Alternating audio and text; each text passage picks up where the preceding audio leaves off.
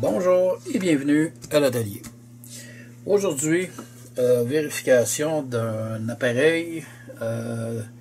C'est un routeur en fait de marque Linksys, le modèle VRT 1900AC. Derrière l'appareil ici, ce qu'on voit ici, ce sont les connecteurs là, pour les antennes Wi-Fi. Et le souci de cet appareil ici, c'est qu'il surchauffe. Donc après un certain temps, il devient trop chaud et il y a une protection sur l'appareil qui embarque et l'appareil se met hors fonction tout simplement. Je l'ai branché tantôt. Effectivement, au niveau ici, ça vient excessivement chaud. Alors on va l'ouvrir et on va aller voir ce qu'il y a à l'intérieur. Et ce que je soupçonne, c'est que j'ai pu voir à travers les trous qu'il y a un ventilateur et j'ai l'impression que le ventilateur ne fonctionne pas. Bon, avec un peu de patience, j'ai réussi à enlever le couvercle et j'ai débranché des antennes Wi-Fi. Alors je vais mettre l'appareil sous tension. Donc on voit là, que c'est sous tension. Et comme je le pensais,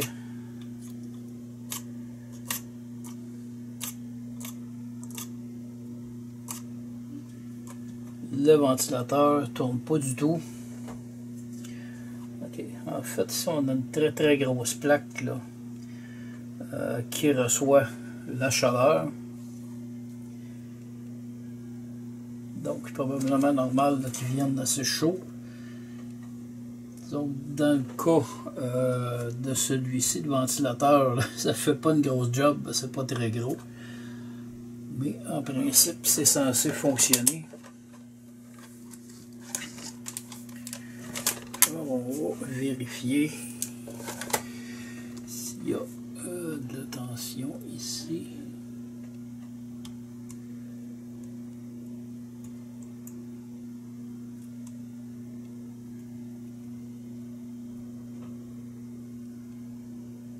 Carrément pas de tension.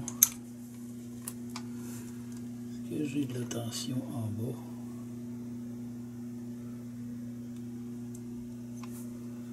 Bizarre. Il n'y a pas de tension qui rentre à l'entrée du ventilateur.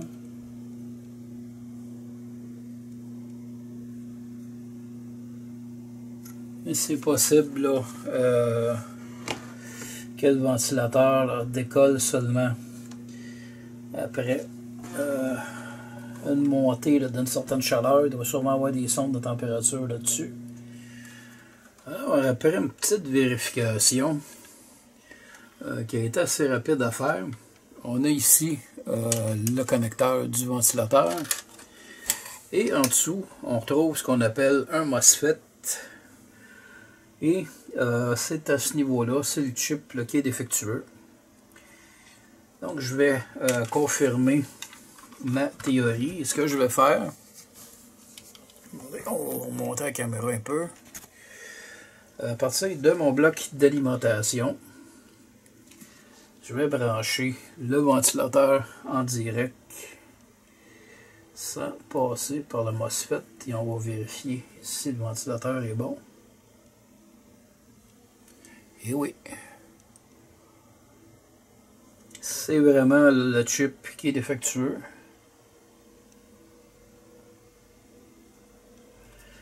Alors ce que je vais faire, parce que j'ai vérifié tantôt au niveau de mes fournisseurs et actuellement cette pièce-là n'est pas disponible.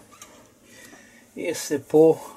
ce circuit là fonctionne très bien, à l'exception du ventilateur.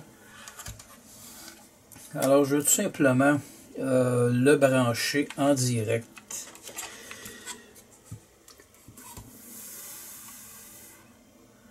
Et ce que je vais faire, c'est que je vais... Non, plutôt que dessous de ça, je vais couper le fil.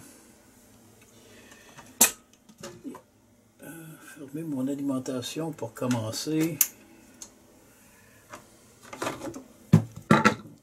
Ici, je vais tout simplement couper. Alors, on va maintenant souder 2 fils. Commencer par mettre... Oh, ma pâte est comme figée un peu. Donc, on va mettre un peu de flux. C'est question d'aider le plomb à coller. Commencer par y faire une jolie petite boule de plomb.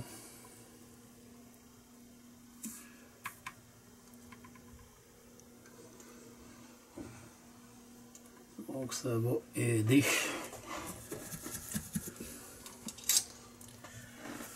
Donc on a le négatif qui va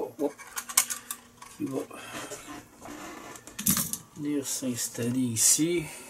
Juste raccourcir un peu la pâte, un peu la longueur du fil.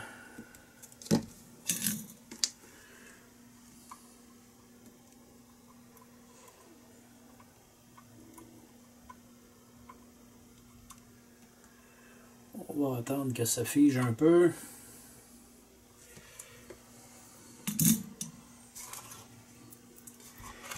Et bon, j'ai perdu l'autre bout de fil.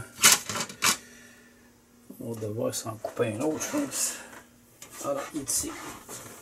Et on l'a trouvé.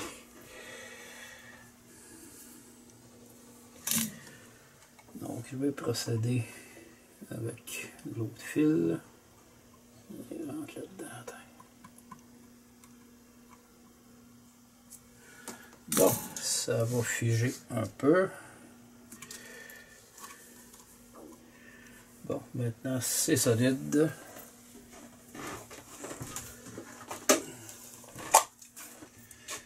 On va nettoyer la surface.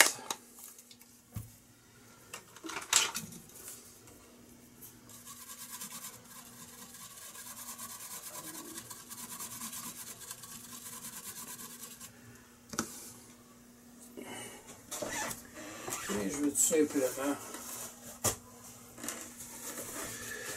éponger le tout. De toute façon, à la longue, ça reste séché seul, là, mais je ne veux pas attendre là, une éternité.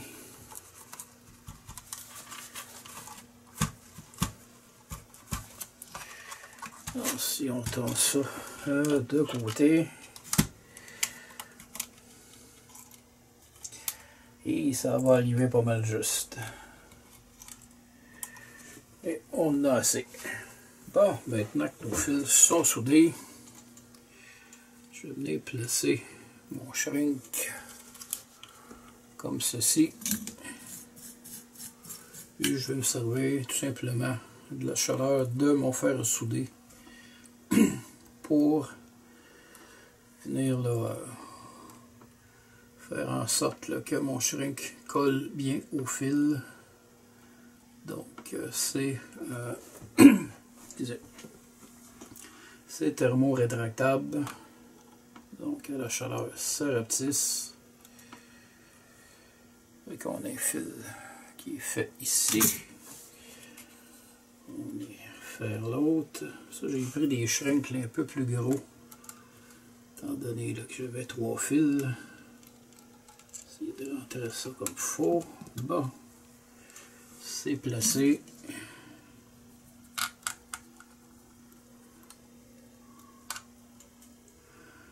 Pas obligé là, de prendre un lighter. Là.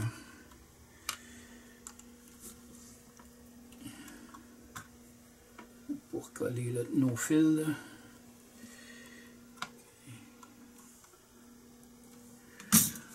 Donc, soudure terminée. L'appareil est maintenant réassemblé. Et je vais mettre celui-ci sous tension.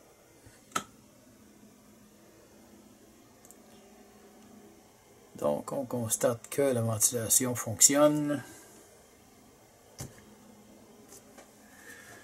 Et notre appareil, attendez, on va le débrancher et Il a rebranché. Notre appareil est maintenant prêt à être utilisé. Donc, gérer un réseau sans problème, soit avec un câble RJ45 ou Wi-Fi avec ces 4 antennes. C'est en fait un routeur qui est assez puissant. Donc, il va pouvoir encore fonctionner là, pendant un bon bout de temps. Alors, j'espère que vous avez apprécié la vidéo. Sur ce, je vous dis merci et à la prochaine.